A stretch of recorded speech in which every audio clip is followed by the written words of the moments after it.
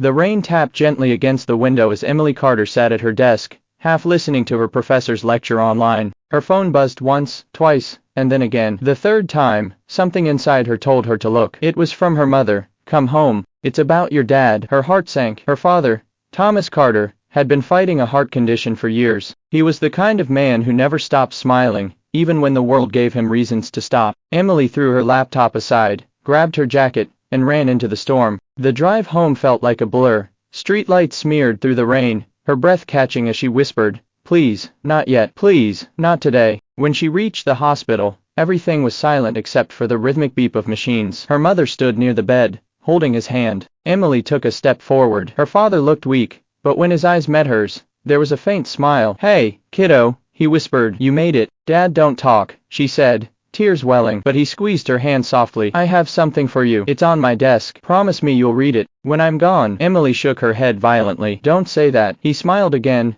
gentle, peaceful. "You'll know when it's time." The monitor beeped once then went silent. Emily's world shattered. She fell to her knees as the nurse covered him, her sobs echoing through the cold white walls. That night, when she finally reached home, she found an old wooden envelope on his desk, sealed with his handwriting, "For Emily, my last message." It took her 3 days to open it. Every time she looked at the envelope, her heart clenched. Her father's handwriting, strong yet trembling, was the last part of him left in this world. When she finally gathered the courage, she sat on the floor, the soft light of evening filling the room. She tore open the seal and unfolded the letter greater than. "My dearest Emily, if you're reading this, it means I'm no longer there to tell you how proud I am. I know you'll cry, that's okay. But when the tears dry, promise me you'll live. Really live." Tears blurred her vision. She read on. "Greater than, you've always been my little dreamer. Remember when you painted the sunrise on our garage wall? You said it was because mornings mean hope. Hold on to that, Emmy, because life will try to make you forget. Greater than, when you feel lost, go to the cabin by the lake, our place. There's something waiting for you there." Emily folded the letter close to her heart,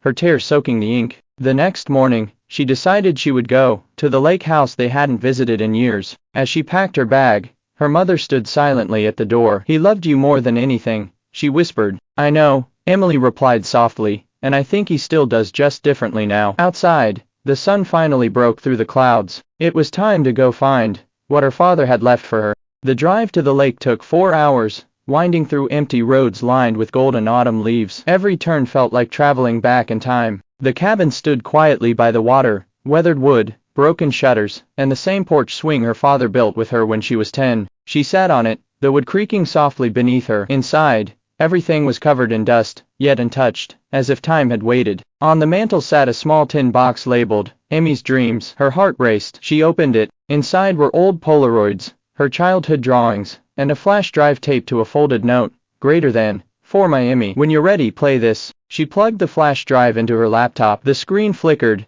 and suddenly her father's face appeared, smiling, alive. "Hey there, sunshine," he said, voice warm and steady. "If you're watching this, I guess I didn't win the fight, but that's okay, because I had you." Emily sobbed. He continued, "I made this for you so you'd remember that love doesn't end. It changes shape. Whenever you feel alone, just look at the sunrise." That's me, saying good morning. The video ended with him holding up a photo of her as a child, missing her front tooth, beaming with joy. Beneath the photo was one final line, "Now it's your turn to shine again." That night, Emily sat by the lake under a sky full of stars. She felt small, but for the first time, not alone. The next morning, she woke up early to see the sunrise, just as he'd said. The water shimmered gold, and she could almost hear his voice. "Good morning, sunshine," she whispered. "I miss you, Dad." And for the first time since his death, she smiled through her tears. Back in the cabin, she found another note hidden behind a framed picture. "Greater than, dream big project for Emily." It was a folder full of sketches and blueprints, designs for an art studio he'd planned for her. Her father had always wanted her to follow her passion for painting. Her heart swelled. He had known she'd give up after losing him. This was his way of telling her to keep going. That evening, she called her best friend,